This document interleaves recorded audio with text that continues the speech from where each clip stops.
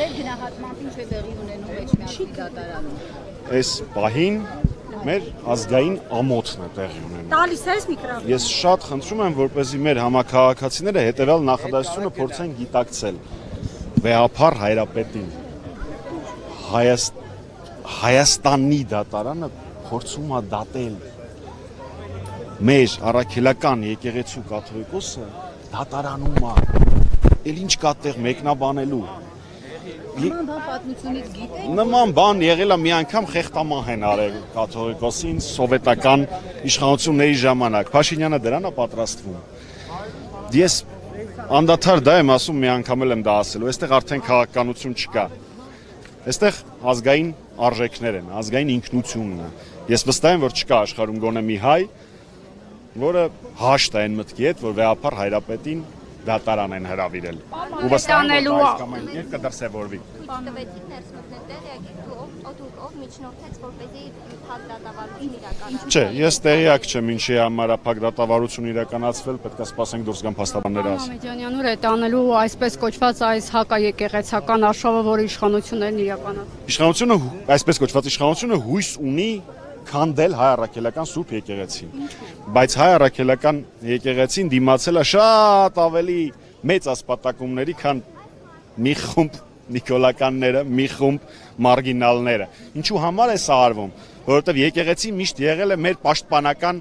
վերջին խրամատը, մեր ինքնության պահպանման վերջին խրամատը, նույնիսկ երբ պետականություն չի եղել։ Ու հիմա էլ բավական զուգահեռներ կան, իշխանությունները չեն պաշտպանում եւ չեն ներկայացնում Հայաստանի Հանրապետության շահերը ու ուզում են վերացնել այն ինստիտուտը, որը կպաշտպաներ եւ կզբաղվեր մեր շահերի առաջ մղմամբ, այդ թվում նաեւ Շվեյցարիայում, ինչպես պայքարելով, այլ տարբերակ չկա։ Բոլոր օրենքով չարգելված միջոցներով անհրաժեշտ է պայքարել ու կապ չունի իրանք հիմա ինչ որ փոքր հաջողություն են գրանցել, ինչ որ ազգային ժողով են ձևավորվել, դա կարևոր չի։ Կարևորը այն է, որ հանկարծ որևէ մեկի մտքով չանցնի հիասթափվել պայքարից։ Հստակ մեխանիզմը իմ ընկալմամբ սա առանց փողոցային պայքարի գնացողը չի։ Ուստի յուրաքանչյուր մարդ, որ Հայաստանում զբաղվում է քաղաքականությամբ, հասարակական գործունեությամբ եւ դեմ է Փաշինյանին, պետք է ուղղում պատկերացնի, որ վաղ թե ուշ իրենց ճամփելու են փողոցային պայքարով։ Ենթադրեմ, որ այս հավաքը, այս Ոստությունը դուք մտադիր եք գեներացնել ավելի լայն, ավելի ընդգրկուն փողոցային։ Ես, եթե թույլ տաք ձեր հարցը մի փոքր վերաձևակերպեմ, այստեղ գեներացնելու բան չկա։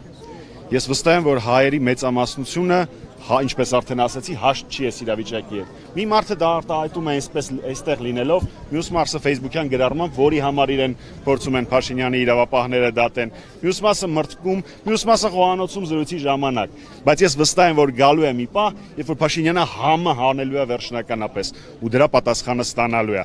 Իսկ օգտագործելու կամ այս առիթը եւ այլն ձևակերպումները իմ համար անընդունել են։ Պարոն թույլեք եւս մի հարց։ Հայաստանի Հանրապետությունը ողն է այն այցյանը, որտեղ վիճարկվում է խախտված իրավունք։ Ներողություն եմ խնդրում, դուք հավանաբար փորձում եք եկեղեցու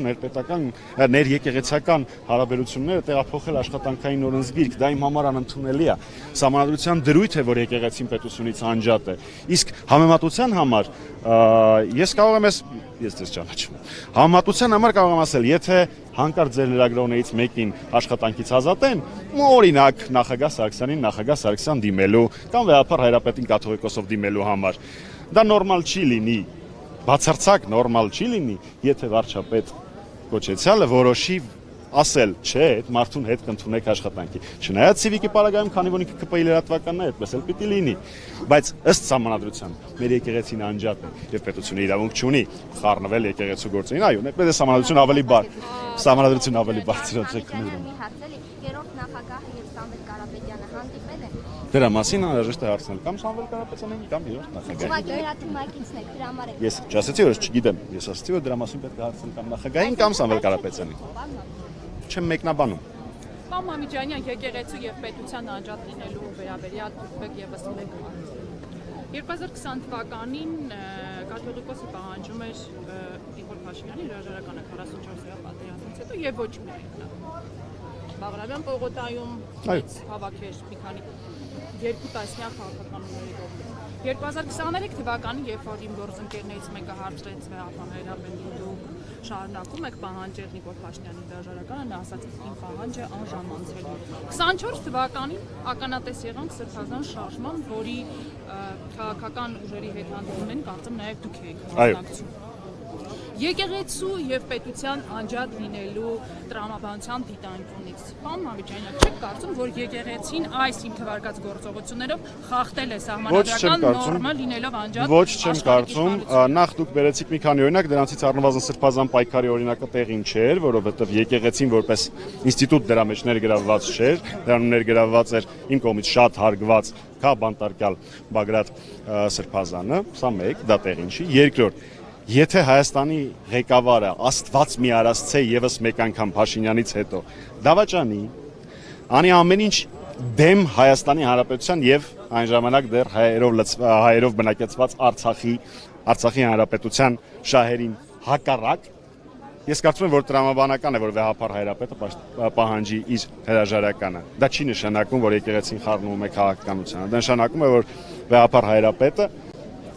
իր կարծիքն է հայտնում դավաճանի վերաբերյալ, դա բացարձակ չի նշանակում, որ եկեղեցին որպես ինստիտուտ ձեր զարմանքին պատասխանեմ, խառնվում է քաղաքականության եւ երբեք ընդգծում եմ, եկեղեցին որպես ինստիտուտ ներգրավված չի եղել քաղաքական գործընթացներում, այդպիսի բան չի եղել։ Իսկ հիմա